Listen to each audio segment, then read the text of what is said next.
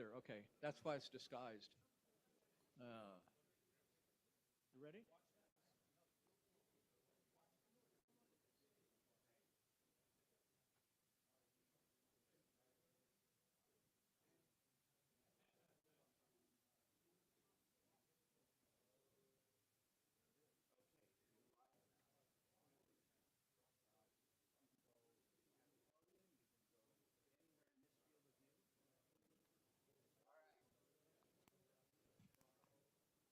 Well, now we're streaming to the world on YouTube and all that, and people are. Okay, there's the wine table over there. So, Tom, shut up. We're going to elect you again. If you don't, if you're not good, we're going to vote. We're going to vote you in. Anyway, welcome to the June meeting of STE, the last one on our year, and so I'll pass the mic around and introduce yourself if you haven't been here before, and talk about some industry events. We haven't had a meeting here since NAB, so if there's anything NAB or any other activities. Everybody's shaking their head. We're good? All right. Do you want to talk about the election, Lloyd? You're the electioneer.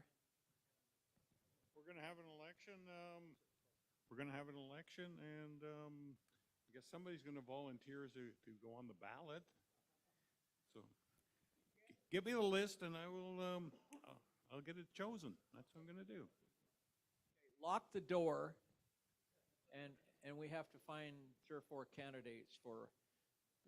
Tonight we elected 2 senior board members, which are Doug Court and Glenn Thompson. And if you'd like to be on the board, we only meet once a month online for an hour or so, so it's not too bad. So see myself or Lloyd before you leave tonight. What you doing, John? Good to see you. Yeah, we got here. Oh, I know a lot of you, and I really appreciate it. I haven't been to an STE since 2005, that date.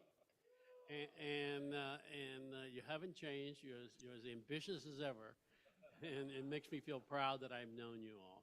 Thank you. Oh, and I know you too, but you've changed. The Richard Lyons, yeah, and I own 2 companies. Okay, thanks. You mentioned the NAB. Paul Carey told me there was a desk there where they gave you ribbons for how many NABs you had been at. So on his suggestion, I went over to that desk, told her which one I had been at first, and she told me we don't have them that far back. So I don't know if any of you others, but I know Jim beat me on the seniority on that, so thanks. Probably got you both beat, so anyway. No? Probably. I've missed essentially once in, I don't know, too many years to count.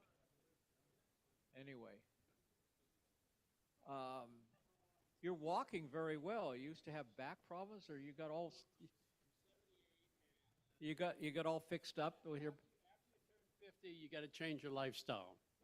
All my older people that I dealt with in the industry smoked, and they're no longer with us. So you have to change your lifestyle. But you didn't stop smoking. You never did. Oh, I did eventually. I had to quit drinking because my nose runs when I drink, and people think I have a virus. So snotty little kid there, huh? Okay. Either way. What's happening? Well, I'll ask Jeff about diversified. Anybody else? Rich Woolrich hasn't been here since the Castaways, so welcome back. That's 20 years ago or something like that. You want to? Anybody at this table want to? You will? Okay. Bobby, our secretary. No songs for me. No, I'm going to second Lloyd's for the executive board. Get in touch with any of us for helping out next year, for secretary, president, treasurer, any of those positions. We're looking for people. Yeah, so the way it works is after the new board is elected, then they select the officers, president, secretary, and treasurer. Welcome over here to the CBS Paramount. My condolences to the Paramount. We're starting a GoFundMe page. Are you going to buy Paramount? I think the employees should buy Paramount. That would be a good deal, right? Is that? Well, I think if he stops it, starts a GoFundMe, we'll contribute. Is there a minimum? We could do 5 cents a piece or something? I don't know. Okay. I nominate Glenn Thompson for the board. No, he's already the senior member on the board. So. No, but he's no, we already elected him to the board, but that is. Where are you going to ride your motorcycle this year? India. What? India. I don't know where in India, but it's going to be 2025, and one of our riders is from India originally and has decided that that's where we need to be. So I'll let you know how that goes. There you go. Tell us about your trip to France. It was great. No, You drank a lot. not that much, but it was great. Okay. I think he told me he went to Champagne or Champagne. Yeah, that's as far as you would go. I'm going to make you So Bill did say he was going to let me talk about Diversified. Thank you very much. A little known fact for those that weren't at NAB, but Diversified has gone for a disruptive end around in integration. And we have under beta test right now cloud production on a consumption model as opposed to a subscription model. And what I mean by that is if you have a show, a channel, an event that you want to spin up, the goal, and we did it internally, is to be able to spin up a complete production capability in 3 weeks. And we're doing that beta tests with large clients right now, and so the ability will be for you to come vendor agnostic, cloud agnostic, and be able to, like I said, on a consumption basis as opposed to a subscription basis, spin up a production facility and spin it down. Does that mean you don't have to pay every time you pull the data down? Correct. Oh, well, yeah. Nobody can afford AWS, but it sounds good until you have to pay for it, so I think. What are you saying? Anyway, so as Lloyd said, we need some volunteers. We need some volunteers for election to the board. We need 3 members, and anyway, Joe wants to talk. Hold on one sec. No, I just want to acknowledge what a thrill it is to see Rich Lyons here. I mean, like, when Rich would come and visit us at Modern Video Film, like everything would stop down in our engineering shop, and it was like da, da, da, da, da, da. I mean, it was like, you know what I mean? It was very, very entertaining. It was the Rich Lyons show, and it was peppered with goodwill, interesting products, be it Magni or Tektronix, and it was always great to see you, Rich, and I'm so happy. This is a thrill. This made my whole evening to see you. Thank you. And all those digital vision boxes, right? Those big processors that were on outputs of telecines. John? Oh, okay. What else do we have to talk about? Anyway, Ely Sloan from Disguise, if you want to, pardon me? Ely Stacy, yes. I don't know where I got Sloan. Well, the S was saying, yes. Anyway, let's start the presentation, Eli, if you want to thing, and we'll get started. And your other colleague, I understand, is sick, so you get the whole duty tonight. So thank you for being here, and we'll look forward to this. Hold on one sec.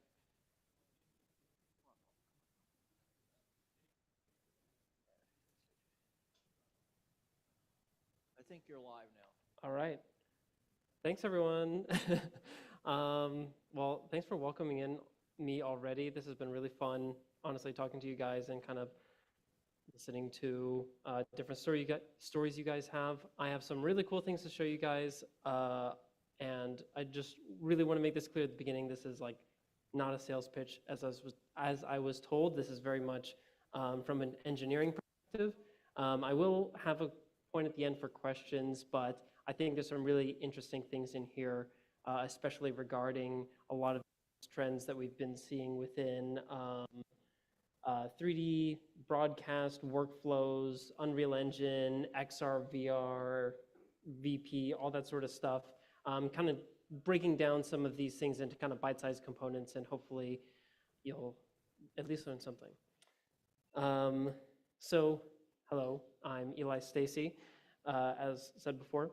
And I have a bit of a background in broadcast. I put up here like 8+ years, but that doesn't really hold that much weight in this room. I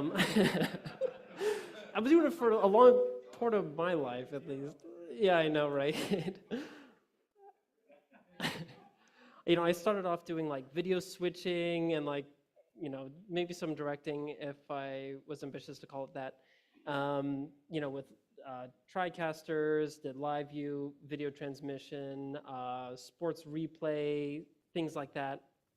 But honestly, kind of during around the pandemic, I left broadcast as a whole, and I went and joined Disguise. I'll learn a little bit more about the company a little bit later, but they don't really do broadcast, at least when I joined, and yet here I am. So it's all kind of coming back around, and I think it's indicative of what we're seeing in the overall market of a lot of 3D tools that have traditionally been in the realm of film and TV, CG graphics, those types of things are entering the real-time broadcast workflows.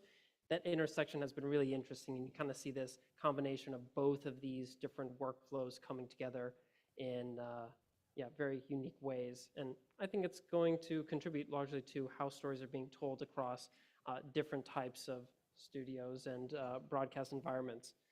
I do want to kind of start off with maybe at least an initial direction that we can use to kind of go throughout this journey. And I think it is largely going to be around individual studios that are being built, but I want you to kind of keep in mind as you go through this how these different technologies exist, and recognizing that they're all related. I can take individual pieces and put them together, but honestly, the biggest visual driving factor is when you go into any of these new broadcast studios, you see a lot of screens. I mean, they're everywhere. There always were some, but it's getting more and more. If there's a free spot on the wall, they're going to put a television up there or something. And not only placing these screens into the studio is important, because it's just another monitor. Like if I hook up my laptop to another monitor, that doesn't inherently make what I put on that monitor any more special.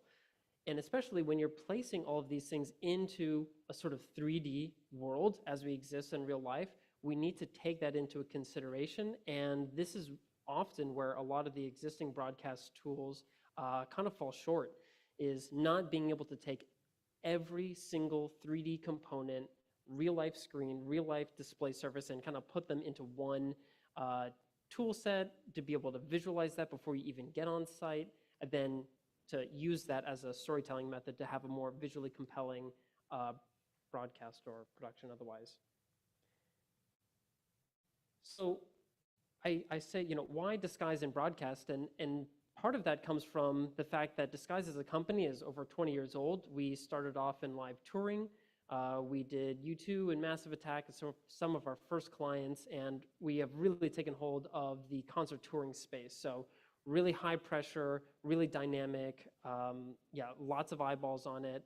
And these days we do all the major tours in the world. So if you've seen anything from the Sphere or Taylor Swift or Adele, anything like that, you know, we are driving all of the visuals for the different displays there. But more recently, we've also been working with a lot of broadcasters, corporate clients, and really any other section of the industry, a lot of fixed install, I should say.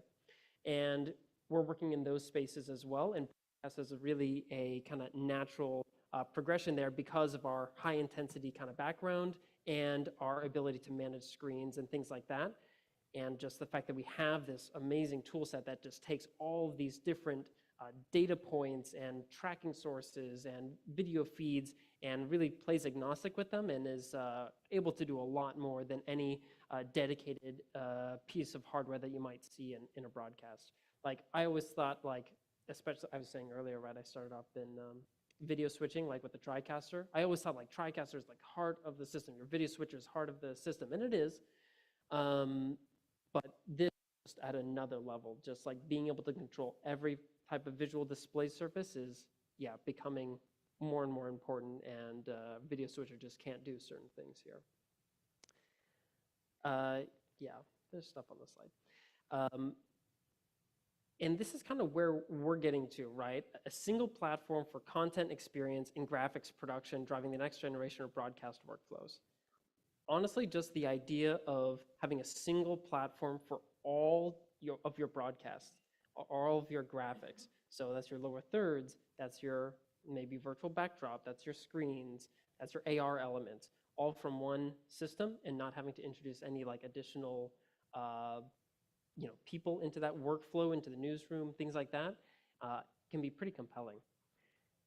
I want to start off, I'm going to show a couple case studies, and I really want to break down what makes each one of them unique and kind of build up the workflow from here.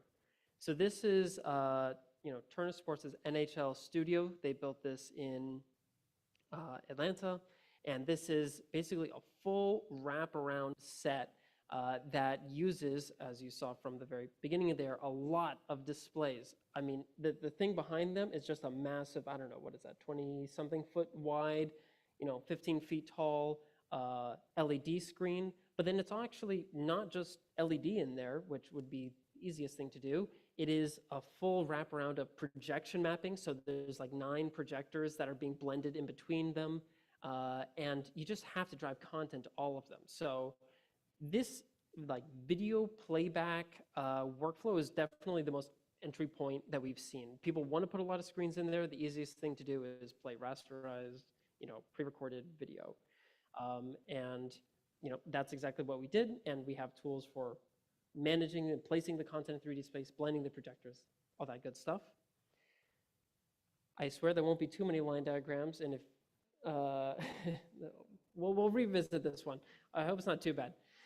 I'll just go over here and just kind of outline it very basically. You don't really need to know each individual component. Basically, on the right-hand side, these are my destinations, right? These are either projectors or we have our LED processors, and then we have our media servers. The media server is able to, yes, sir? Oh, that's a very good point. Yes, I can. Thank you. Yeah, so we have our LED processors, our projectors, so quite a big system, and this is their actual system schematic. Then we have media servers playing back that content to the screens, and that's being driven by SDI.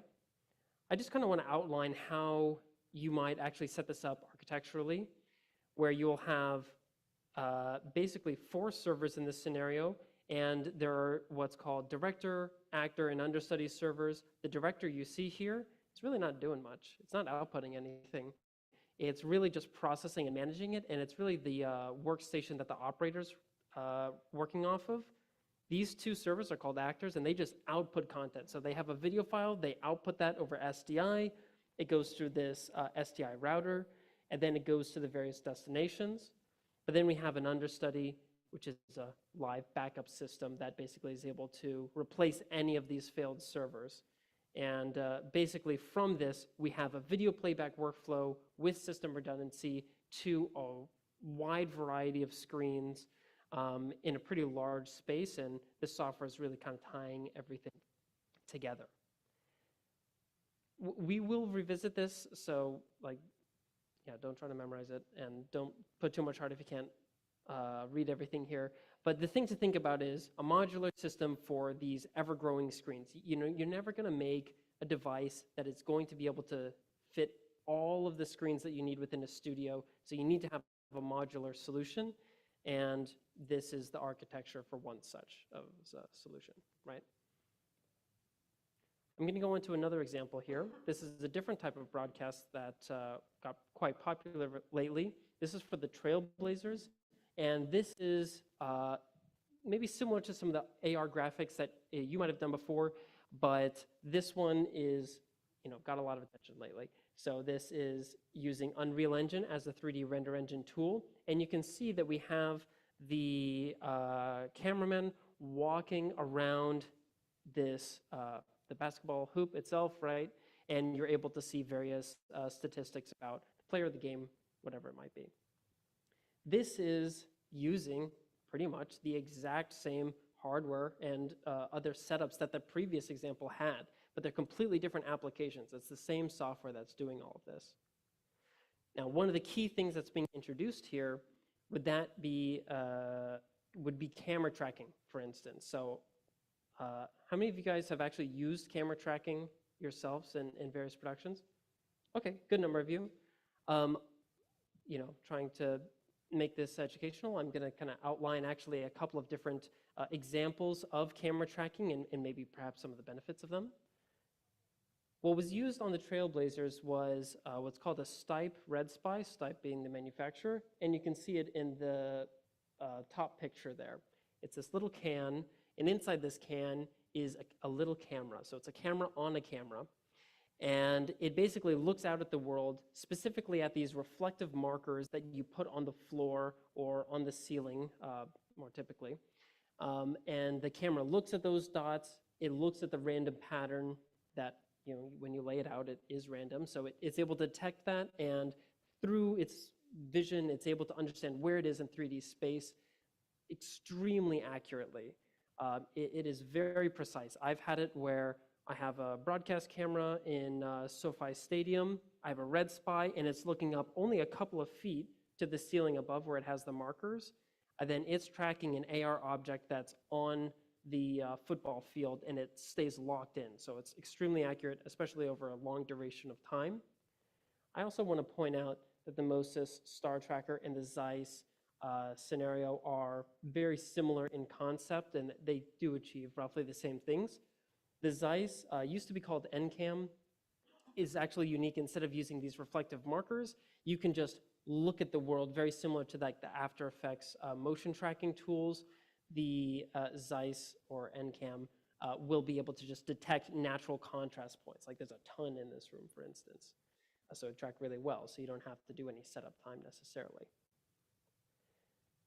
Now, some of you that may be familiar with camera tracking, and especially when we get into a lot of the virtual production worlds, would have also come across something like an OptiTrack system. An OptiTrack is actually using a completely different methodology for how it tracks various things within a space. Whereas the previous instances were known as inside-out tracking systems. This means that the camera is inside looking out at the world for its reference point. The OptiTrack, Vicon, also very popular in film and TV, would be an outside-in tracking system where you have a bunch of cameras around a space, maybe an LED volume, maybe just any sort of studio, and it will detect these reflective markers or balls on a suit or on a camera or things like that. I'm sure you've seen a bunch of CG behind-the-scenes shots where someone's wearing a stupid-looking suit. They're using a Vicon or something like that. The problem is it's not actually that accurate. And while it was used on some high-profile productions, such as like Mandalorian, which a lot of people associate with virtual production as being the gold standard, it was actually not a very good system for what it was used for. But it is very good at tracking a lot of things at once. So you want to track a bunch of people in a crowd, you want to track a bunch of cameras at the same time. It's a very good tool set for that. But yeah, just kind of want to outline that there are kind of two kind of main camps when it comes to camera tracking. And they're both used a lot. But I would say inside out is more common in at least broadcast workflows. Going into an even more advanced version of this, what we saw earlier was the use of camera tracking to understand where a camera is and place an AR object in 3D space. This is an example of, instead of putting that element as an AR object, you're using an LED screen as a sort of virtual window, if you will, into the rest of that environment. So on the floor, you can kind of see where that seam is. That is just a flat screen, but we get this illusion of parallax and depth because we get that camera tracking data, and because we're able to stream that directly into Unreal Engine and render those graphics. Now, this one is very interesting. It's being done with SportsCenter, but I think what I liked about working on this project was, SportsCenter, incredibly famous show, and they've had their studio for quite a while already with all the LED screens. It was very interesting seeing them retrofit an existing studio that already has a bunch of screens, but now let's say, okay, let's not just put stills or video onto that wall. Let's add camera tracking. Let's understand how we can get this depth. How can we get this virtual screen to move up closer to us and perform these various functions? And now they're using this, I believe, twice a day, at least that functionality on it. We actually started off with ESPN on a little bit of a smaller studio for them, though, although I would say technically it's actually quite a bit more complex. This is their Studio C installation. I helped do the training for them and set this studio up. You can see we've got robotic arms. They have a much larger LED set, like the whole thing here. Let's see if I can pause that for just a second. Like that whole studio being, this wraparound LED wall, LED floor. We're now entering the world of like, okay, let's not have a set at all. Let's have an LED screen that you can dynamically switch between all of your different virtual environments, whether it be for basketball or football, or maybe you're just doing a pickup something, or maybe you're just doing interview. The ability to switch between all these things like you would flipping between photos on your phone, that kind of idea is gaining some traction and is becoming a lot more interesting. And ESPN is using these for a lot of specialty shows, and as I would say more broadly, a test bed for the different workflows that they're starting to implement in their studios. But when you get into a studio like this, and you see this right now, I mean, you can kind of see it here. This outline on here, this is the camera's perspective on the LED. But we'll come back to this. You'll see that this is actually going to cause quite some problems as soon as you want to put a second camera in that studio, because they're not going to get the same perspectives correct. See, look, you just snapped and switched between it. This is one of the shows that they do. They put on the different jerseys for whoever's playing this weekend, and they'll go over the jerseys. What differences are there going to be? Is there a special livery or things like that? Are they making a tribute to something? And yeah, they're able to do this much quicker than they would before. Also, specialty games or highlights like this. LED is great for this type of reflections and lightings and things like that. That, of course, green screen is, struggles with, or you have to go into post-production for it.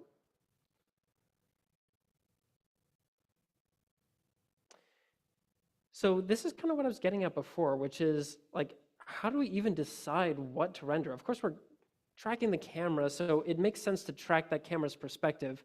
I do want to give a bit of terminology here. The camera's perspective, as it is exactly being tracked, is called the camera's frustum. It's that pyramid shape that's coming out of the camera. It's exactly what the camera sees, and basically the idea is that 3D position, that focal length, the lens distortion, all factor into what the camera frustum is. And the important thing to understand is when it intersects into some sort of display, such as like an LED screen, making sure that if we understand where the camera is and its properties and where the LED screen and its properties are, we're able to recreate a backdrop that might be behind the LED, but of course it'd be virtual, so we kind of get this illusion of depth and parallax within the scene. Now, the camera's frustum can also be kind of known as a perspective map, which is I'm applying content based off of the camera's perspective, but there are a whole bunch of other different types of 3D mappings available: cylindrical, spherical, parallel. These are just random words in this case, but they can do different things depending on what you want, and it can be really creative. But that would be different from a more direct map. Even though this is looking at, say, like a camera's perspective, we would call this a direct map because that lower third is just totally flat on front of whatever the camera is seeing and is not taking any sort of 3D position into account. Obviously still a valid workflow, they achieve different things, and that's why you might want different mappings for different workflows. So this is what I was kind of alluding to a little bit earlier. When you have an LED studio, you could say like anything with your television or anything like that. If I'm rendering my camera, it's Frustum, and I'm rendering a virtual environment, let's say, I don't know, courtside at a basketball game, whatever. That's my virtual environment. I want to put that from camera A's perspective onto the LED. Great, it's our main shot. It covers the whole thing. Everyone on the desk looks great. They're in this virtual environment. What happens when you put literally any other camera into that studio looking at that same LED? It looks at the wrong perspective. You're not getting that same depth because that second camera, its perspective, while it might be rendered, isn't being put onto the LED screen. And so you basically are limited to one camera at a time, or making sure that the cameras never overlap so there's no hierarchy issue here. This is a huge problem for broadcasters. I mean, everyone's used to multi-camera ISOs, being able to just see in your preview window exactly what you're gonna get, not this, I'm gonna cut to this camera, and then my backdrop is gonna change and I trust that it's gonna be in the right position. Just, that doesn't work out. So there's been this really cool development in the space called ghost frame or frame remapping. This is the idea that the LED processor can actually display more than one image at a time.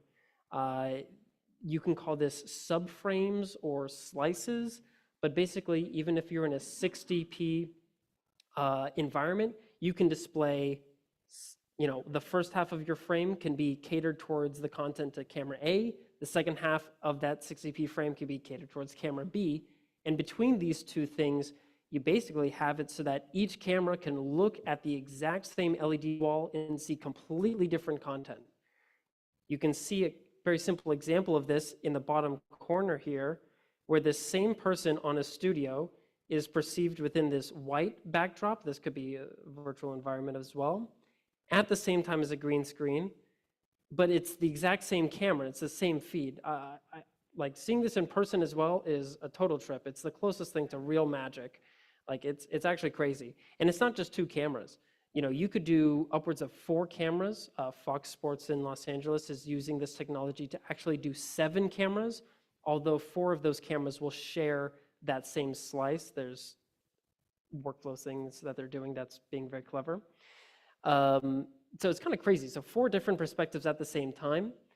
Yeah, and this opens up a lot of opportunities for broadcast. ESPN is doing those 4 slices, for instance. But you can also do things like hide things from the human vision or hide things from the camera.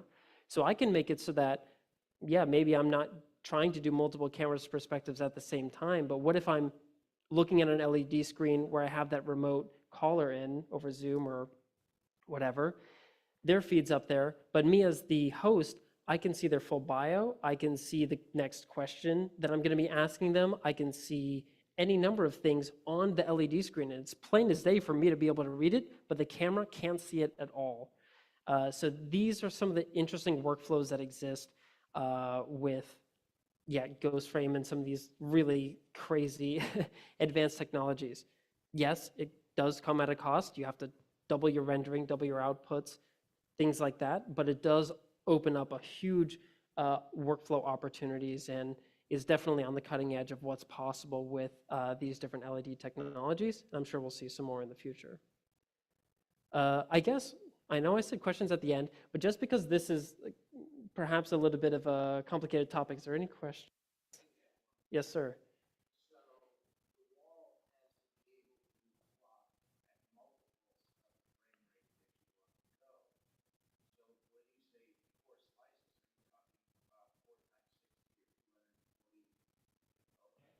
So what you're saying is like, how do we clock, with the Genlock signal and existing, yes, I will. So how does, the question was essentially, how does an LED manage the timing and synchronization of all of this? to ensure that if we have 4 slices, we're effectively running the processor at 240 frames per second. I will say on the back end, that is actually what's happening. You know, the LED does change images 240 times per second, but they've integrated the existing Genlock signals in a way where you can utilize existing sync generators and existing frame rates, and it will do the subdivision internally, because typically those slices are equal. It will take like a 60 hertz or a 5994 or a 24 or whatever you want, and it will say, that's my frame rate. I'm going to divide it into 4 equal quadrants, and I'm going to do that timing internally, referencing the start of the frame and that Genlock signal. So it's still using the same 60p sync generator, but it's able to do far more higher frame rates. You will have to do some clever timing on the cameras themselves to synchronize with their particular slice and their exposure and things like that. But yeah, for the most part, that's, you can think of it as a higher frame rate. That is effectively what's happening. Time multiplexing, yeah, subframes, slices, you know.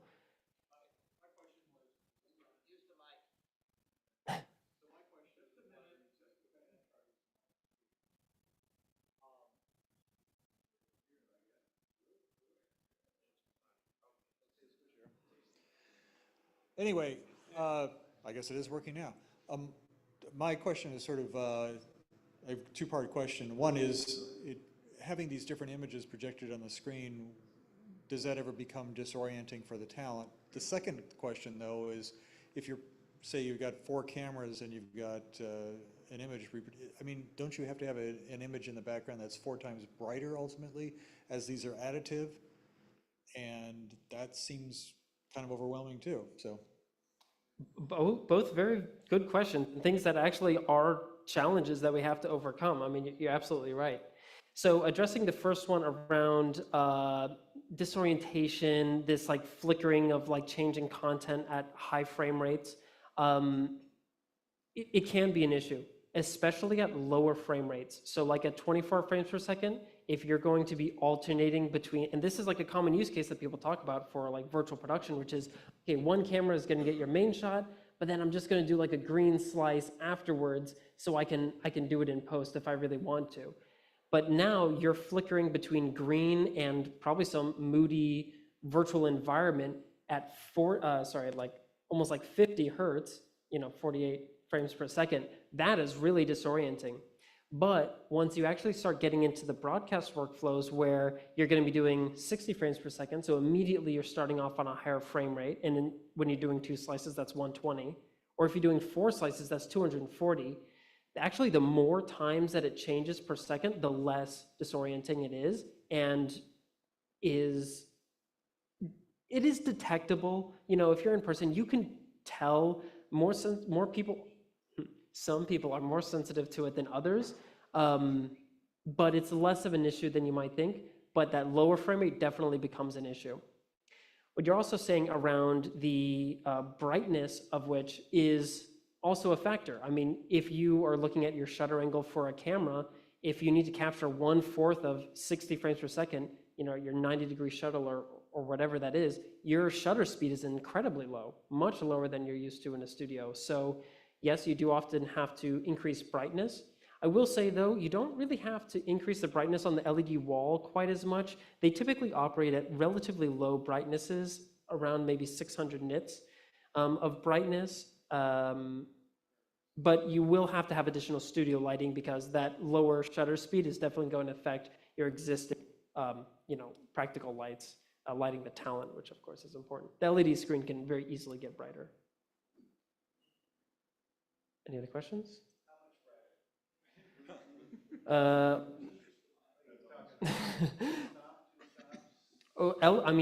You're saying how much brighter can the LED screen get? Ooh, maybe 10 times brighter than initially. I mean, LEDs, like a lot of the LEDs you see on like these virtual sets are operating at maybe 15% brightness. They have, especially some of them, because a lot of them are for touring, and touring, you're competing with daylight. And so these things are like 10,000 nits, max brightness. A lot of times they're just running them at 600 to 800.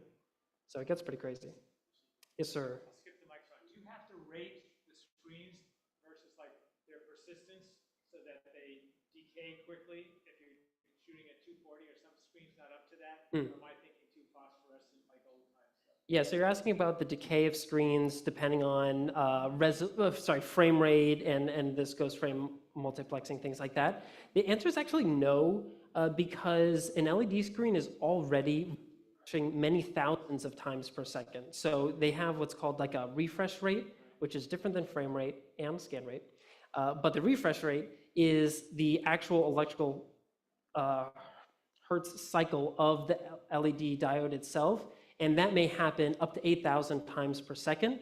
And then 1/4 of those might be for one slice of content, 1/4 of those might be for another. So it actually doesn't really affect the lifespan of the panel really at all. And they're already operating at much lower brightnesses than they were designed for, so it doesn't really have an effect.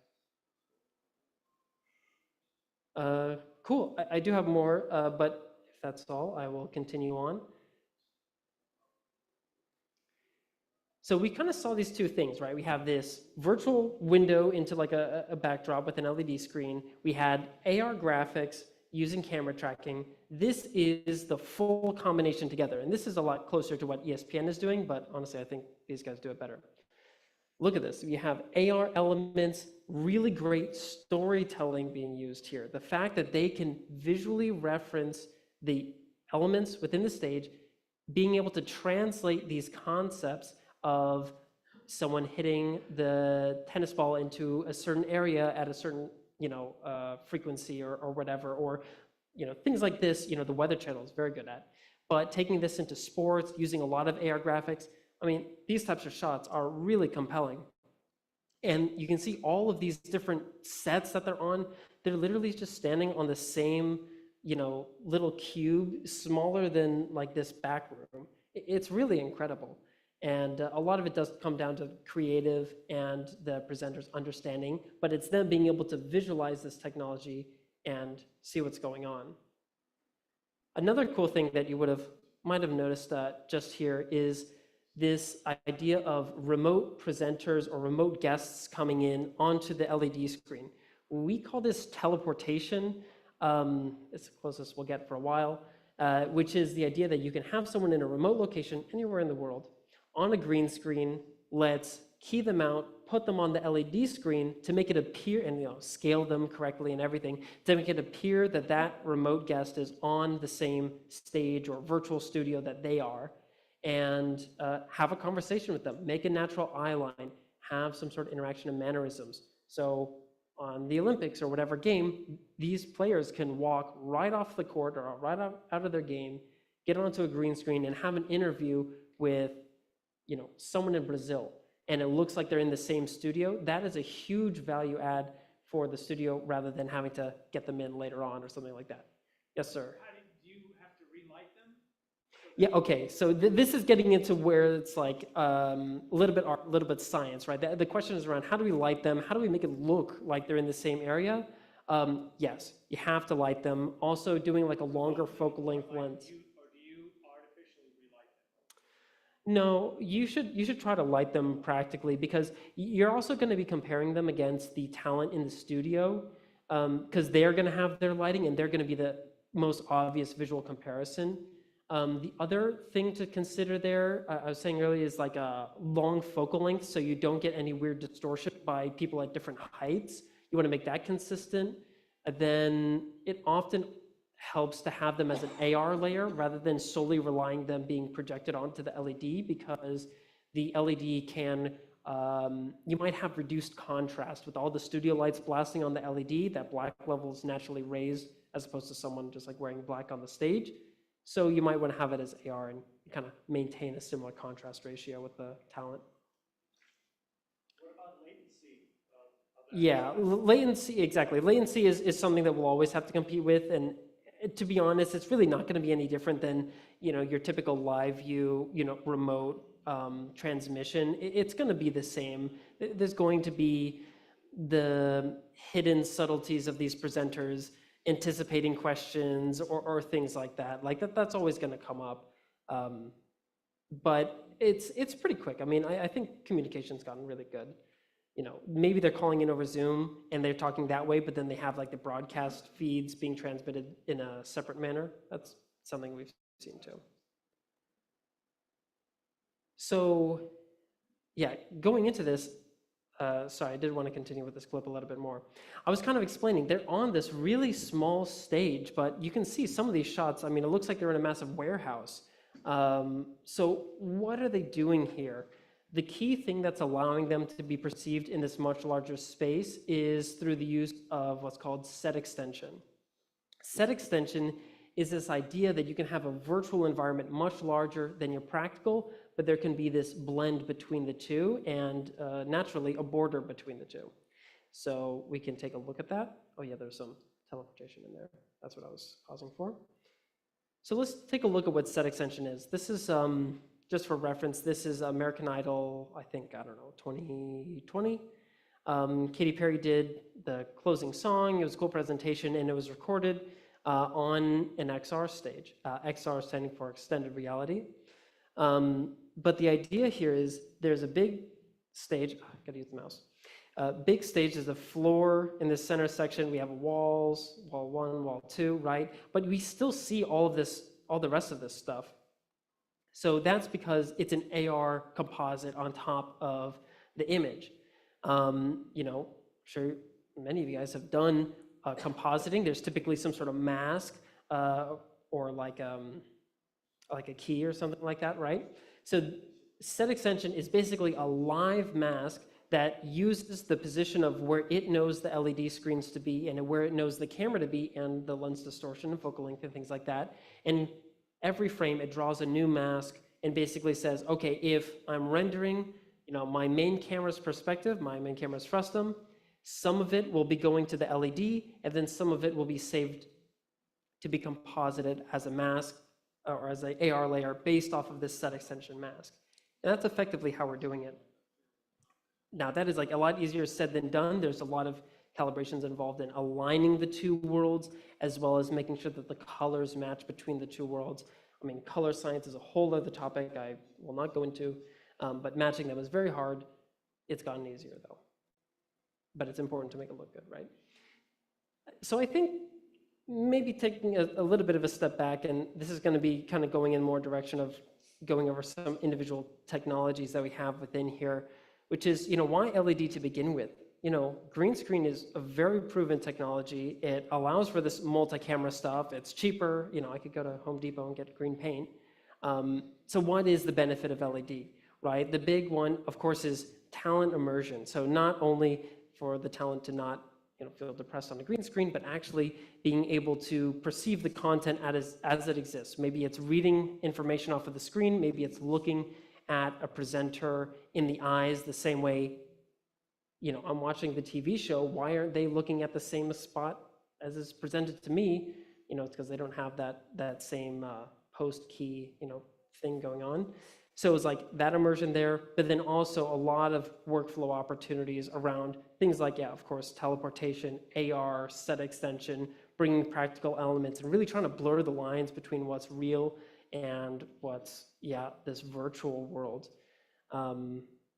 And yeah, it can be pretty compelling there. And yeah, this is a good example of showing off this AR and set extension being turned off. And you can see they're on a much smaller studio, but that blend between the real and the virtual is very seamless. And the Australian Open did a really good job with their production here. But yeah, the set extension, huge benefit. I mean, you don't have to buy as much LEDs. You don't have to build a huge studio space. You can do these crazy camera moves where you pull out and then the virtual camera just goes into a totally another direction. Maybe it flies over, you know, all of Paris or something during the Olympics. I'm sure that will be something that you guys see in the upcoming Olympics coverage.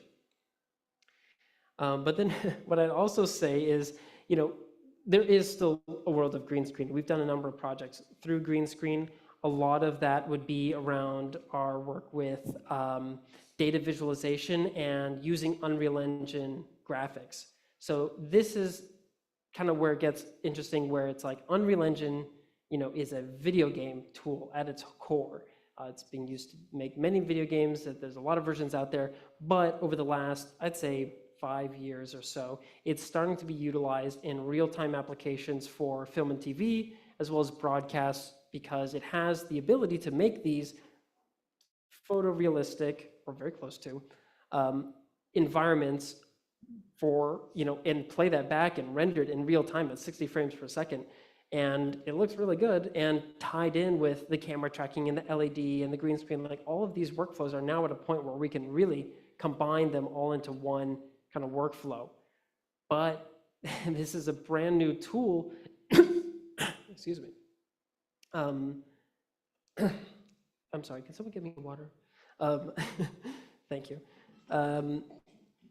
This is a brand new tool, but you want to bring that into like an existing workflow with your CG graphics operators. I'll take two, why not? Thank you.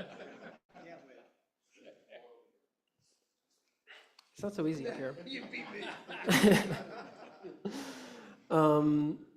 Anyway, like controlling this becomes like a whole other thing. It's like, okay, what am I going to use, a controller or something? How am I actually going to affect these graphics? And I got to tie that into not just, oh, I want to turn this set piece on and this set piece off. That's easy enough. It's like, okay, how do we integrate like real-time scoring or points or election polling data? These types of things like really need to be solved, and they have been solved. Basically, yeah, there are new tools that have been introduced to be able to control the graphics, control the data going into them, and influence how the content is being rendered. So obviously, like that type of height map of this MotoGP race is fixed in place, but maybe the pollings of someone calling in might influence a 3D graphic or something like that, not just simply a 2D graphic, although of course you could. And this is kind of where we get into kind of fully encompassing Unreal Engine as a graphics platform. I was talking about a lot of these being 3D based, being able to track a camera and put an AR graphic onto it, or maybe use that as like a virtual window. But now Unreal Engine really is this source. So instead of your Expression or Chiron or Viz or something, you can use Unreal Engine for all of your types of graphics. They have really everything covered, and the fact that it's all in one workflow and works with all these many types of workflows, even though it's the same tool, is becoming really compelling. And it's free and really easy to use. You have a lot of people graduating that know how to use Unreal Engine, whether they wanted to go into any sort of media production or not. So it's really democratized. Of course, this is being used a lot in the news, yes, but I think right now, I think we can all recognize a lot of this stuff is really like advanced and really specialty. So a lot of people are investing in it for the Olympics, for the election coverage coming up in South America. There was a number of elections that recently happened. That was a big time as well. And so we're seeing it for these larger events because this content also takes a lot of time to make, and it's obviously much better to invest that time into making a giant Senate floor or something as opposed to, your everyday news, right? But then you go to like these, high off shots, and you have a lot of data there, and multi-cameras, things like that. Maybe this is pre-baked, but might as well use the same tool for it. And then again, kind of further going into the fact that it's like, it is very much on the 2D motion graphics. So like the lower third up there at the top left, and it's going to go into a bunch of other types of just like still graphics, like what you would do in like After Effects or really any of these other tools. You can now also do that in Unreal. It's not just this 3D tool, it is a 2D motion graphics tool in real time. There's no baking it out, it's all live. And it's really cool, honestly. It's a really crazy direction for them to go into, and as a game engine, it's really the only one to be able to do this.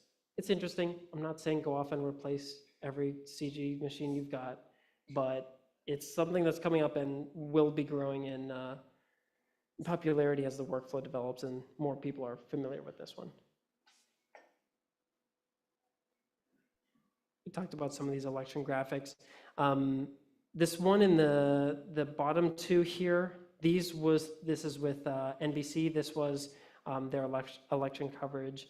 And really good, we have actually two different, this middle one was for 2022, and then 2020 on the bottom, of course, the presidential elections.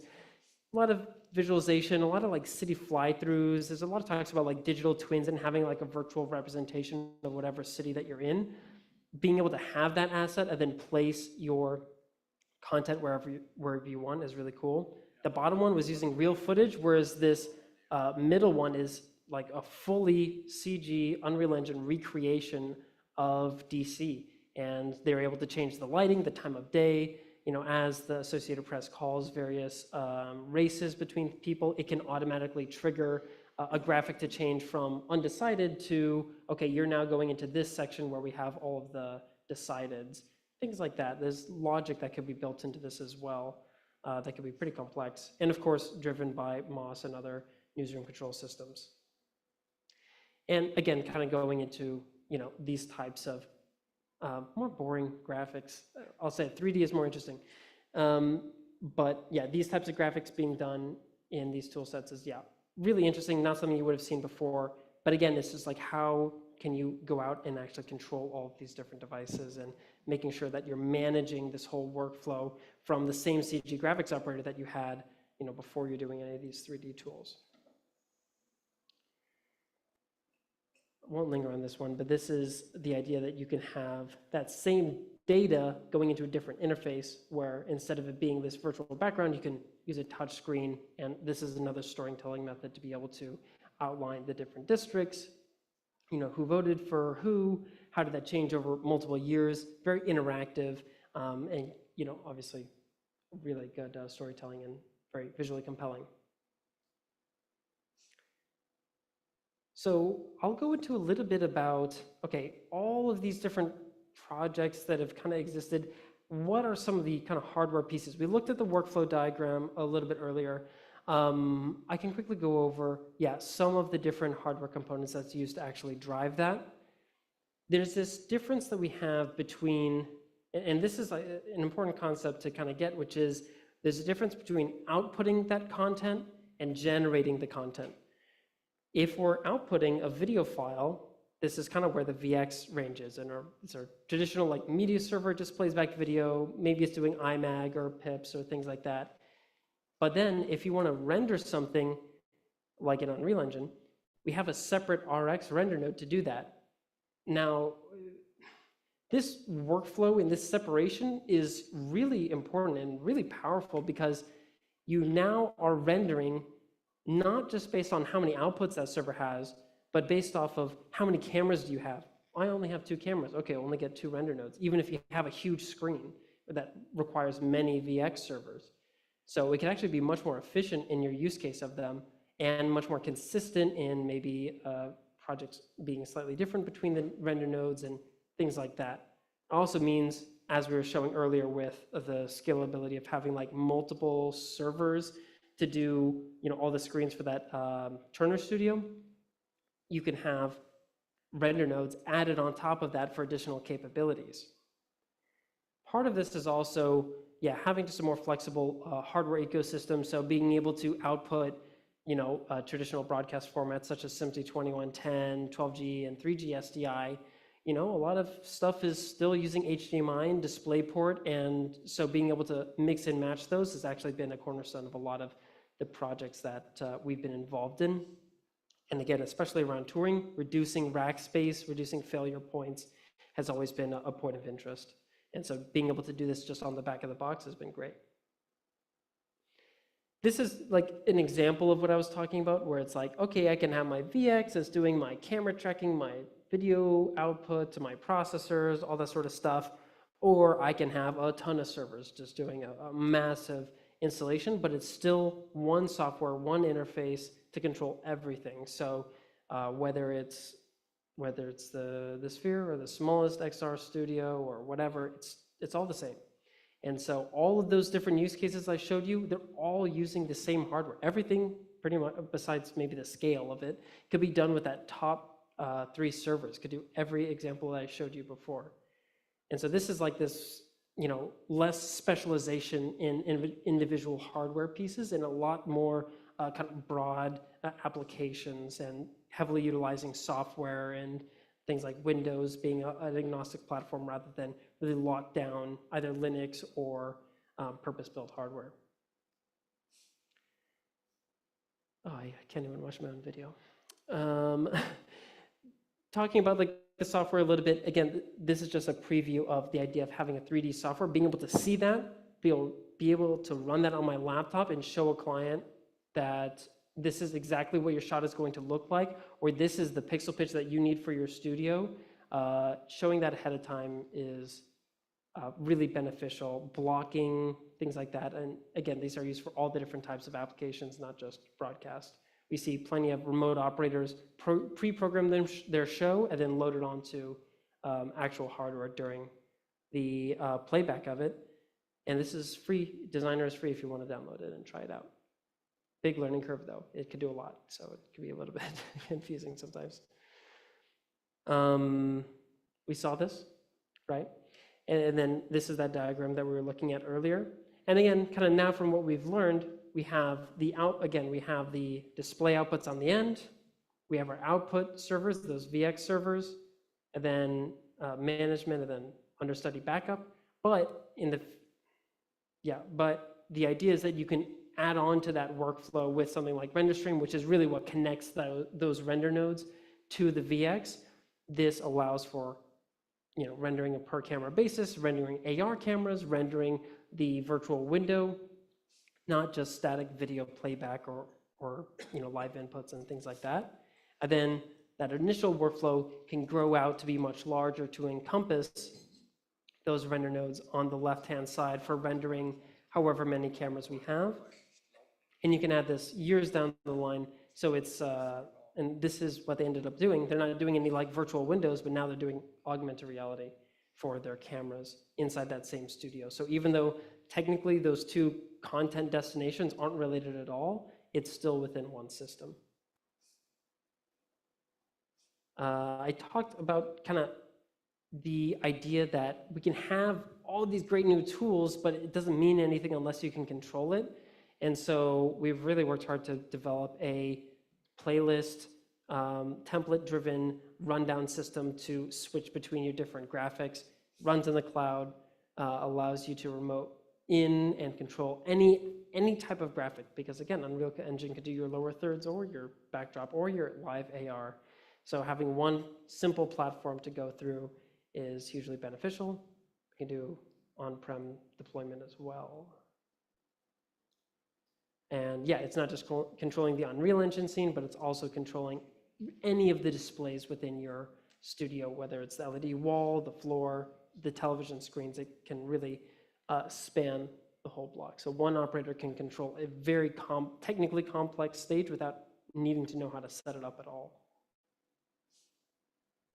Yes, I already talked about MOS. But yeah, all of that is tied in together. Then this is kind of like maybe a little bit more pretty graphic to kind of tie all of these different segmented thoughts up. But again, the end destinations on the right-hand side, whether it be the LED output itself or some sort of camera composite with AR graphics, it's all coming from the VX, designer software. But whether we're using the render node for the cameras tracking onto the backdrop, or if we're using it for the AR graphic, we can have different render nodes associated with that. Then again, the whole thing is orchestrated from a much simpler interface than it would be to initially set these things up. So they're all kind of piecemeal together, but it does kind of end up in a workflow where it's really easy to control every aspect of the production, any type of graphic, really. And that's me. Yes, thank you. I know we talked about a lot of different topics, but if there are any questions, as there were before, I would be happy to answer them. Joe looks like he's got another question. Well, Hold on. Okay, sorry. I have a slight advantage because I had a couple of these handed down to me when I was at Netflix. I tried to make sense out of them, and it's hopeless. But you're representing a hardware company at the end of the day. I mean, I know it's more than that, Sure. My question is, how long is it going to be a hardware company? And are you looking towards that, like, oh shit, everything's going to the cloud, and, where next? Can you comment on that? I think yes and no. I think no, of course I cannot comment on the broad scope of the company because I have no idea truly where that it's going to go in a number of years. I think the cloud is an inevitable destination for a lot of these workflows. However, we are still seeing a real, very hard technical requirement for a lot of things being deployed on premises with media servers. I think for us, the big thing is being able to have a box that can output to the LED processor, which again is still a localized aspect of the production. That, when you're talking about these really high stakes environments, that needs to be rock solid. And we really prioritize standardization of hardware components, of playback to align with our software, that I'm sure maybe we can get comparable computational power in the cloud, probably far more, in fact. But just the practical ability to output that video as it needs to be rendered with the minimal amount of latency to the screen, currently the cloud just can't really do that the way that we need to. We have a number of cloud products and workflows that we're working on, so cloud's definitely not off the table. It's an amazing tool, but I wouldn't say that everything I've shown you, all the computing is going to go into the cloud. A lot of it is hardware driven. Whether it becomes software driven and you get your own hardware in the future is still unlikely, but that is also a possible solution because that still addresses the real need for low latency and things like that. Of course. Anything else? Great presentation, a lot to think about. And it's also, now we know what we're looking at on the elections and different things and, every day on the news and, Yeah, we'll see. what's real and what isn't, but. I don't even know. Okay, thanks very much. Of course, thank you.